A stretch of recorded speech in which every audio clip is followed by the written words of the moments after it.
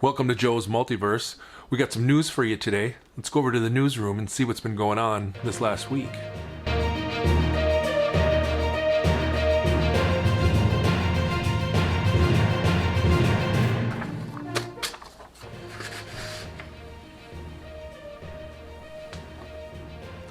Welcome to Multiverse News, where we explore our favorite facets of superheroes, Star Wars movies, figures, and more.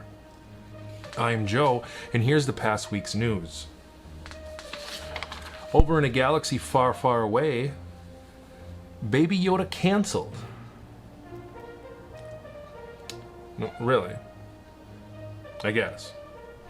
Apparently, some people got all up in arms over Baby Yoda eating those eggs in the last Mandalorian episode. I'm not going to spend too much time on this because it's ridiculous. People eat eggs all the time. I don't know what to tell you.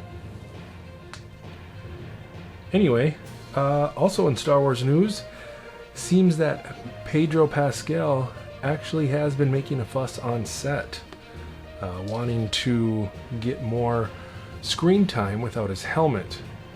They're trying to figure it out, and nobody's quite sure if he's going to be coming back. Easy to replace because, you know, he has the helmet on.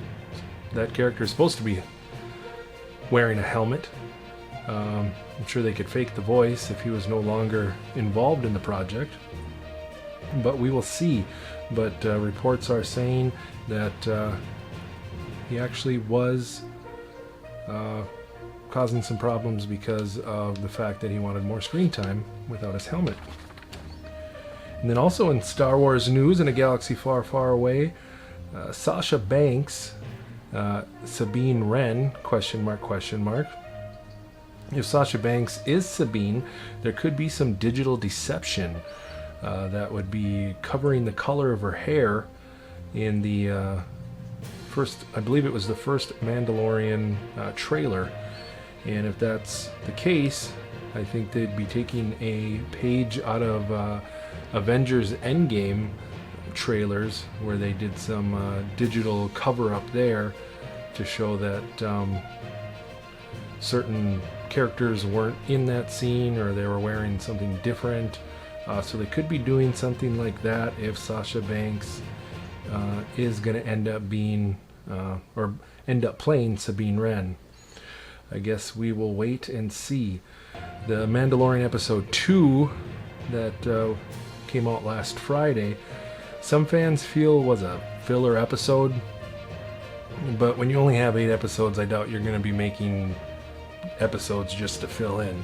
You know, every episode counts, and I think that episode 2, is probably going to be a bigger part of the overall show that most fans are going to expect. And it looks like the actress Gina Carano has gotten herself into some hot water, if you want to call it that. Apparently she liked some tweets that got some people all upset. She read some tweets and she liked them. And now people want to get her fired from The Mandalorian. It's the world we're living in, folks. In other news, Michael J. Fox back as Marty McFly, making a small cameo in the Little Nas teaser for his new music video coming out later this year. Very cool to see Michael J. Fox come back, as brief as it was, as Marty McFly. If you haven't seen the video for that, the teaser for the Little Nas music video, he made a short cameo dressed up as Marty McFly from Back to the Future 3 in the Old West. So that was very exciting to see. And also from a movie that came out in the 80s, there might be another sensei of Miyagi-Do karate. The Karate Kid, the next Karate Kid, which actually came out in the 90s, 1994. This is pure speculation, but of Hilary Swank being included in Cobra Kai as the character she played in the 1994 film The Next Karate Kid, Julie Pierce, Mr. Miyagi's student from that movie. They're speculating that she could be involved in Cobra Kai. I think that they should be focusing more on Allie, the Elizabeth Shue character, or Elizabeth Shue, the Allie character, and fingers crossed, Mike Barnes and also Terry Silver. I guess they could have some situation. We know that Daniel's going to be going over to Okinawa, and I have my fingers crossed there that he'll be bringing Johnny along. That would be very interesting. So if there was a character that would show up, like the Julie Pierce character, if she showed up, there could be some conflict there to fill in for Daniel with what's going on with Kreese. But I don't think that's going to happen. Maybe she could make a guest appearance or something in season 4 or 5. Who knows? They have a lot of things that they can put in and work with and things like that from the Karate Kid universe. But I guess we'll wait and see. But that is purely speculation. In the DC universe, Zack Snyder reveals first Martian Manhunter design for the Snyder Cut. Possibly. It hasn't been confirmed for the Snyder Cut, but he did show off a picture of a drawing of the Martian the Manhunter. And I don't know, or nobody knows really, if Martian Manhunter is going to be included in the Snyder Cut. A lot of things are being included. It seems to me that Zack Snyder's been including some things that I don't even think would have been included in the original cut of the Justice League if he had finished it and worked on the entire thing himself. But it's all very exciting news. It seems that the Snyder Cut is growing and growing, and with it being cut up in different episodes in kind of this 4, 5, 6 hour cut, being aired over 2, 3, 4 different episodes. I guess they could add as much as they wanted to, as long as the budget was there. But he did show off a picture of a drawing of Martian Manhunter. So I guess we will see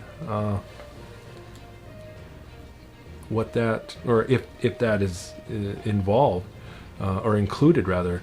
And it kind of, I wonder, if they do end up coming out with a Justice League 2, what does the Snyder Cut mean for JL2? Will it be more of a sequel to the original cut, or will it be a sequel to how the Snyder Cut comes out? So that's kind of exciting, and to find out about that. Also, in DC Multiverse news, the Justice League Unlimited animated series had a reunion on Inside of You, the Michael Rosenbaum podcast. Michael Rosenbaum is Lex Luthor from the long-running TV show Smallville. Smallville aired for 10 seasons, and Michael Rosenbaum played Lex Luthor for 7 of those seasons. In my personal opinion, I think Michael Rosenbaum was the best Lex Luthor. A lot of people feel that the original Superman movies that came out in 1978, Gene Hackman was the best. But just my opinion, I think Michael Rosenbaum had a lot more to work with. He was on there for 7 seasons. I think he did a fantastic job.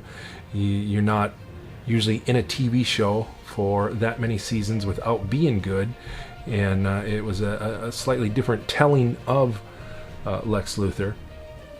I think he did an awesome job, and I hope that he comes back and at least does some sort of cameo in the future. I like the Inside of You podcast that Michael Rosenbaum does. On the last show on Tuesday, the voice actors from the Justice League Unlimited animated series, all gathered together on a Zoom podcast with Michael Rosenbaum. Kevin Conroy, Batman, was missing, and it was explained that he's very busy, and he is indeed very, very busy. I think he's one of the best Batmans, even though he's only providing the voice, but he too has also had a lot more to work with, a lot more exposure as Batman, and he's done the voice for Batman more than any other voice actor for a reason, because he's excellent.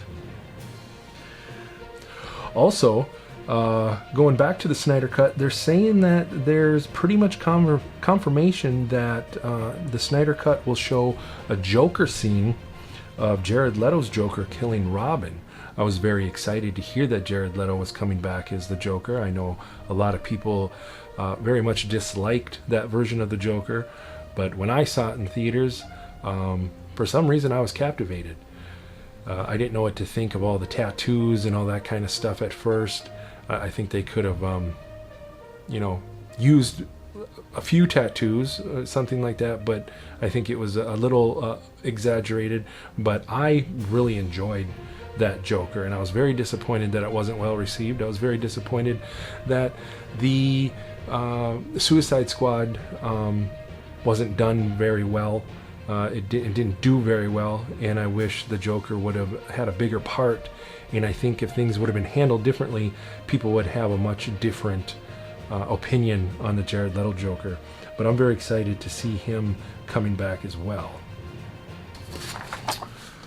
And in figure news, NECA coming out with two packs of the Puppet Master.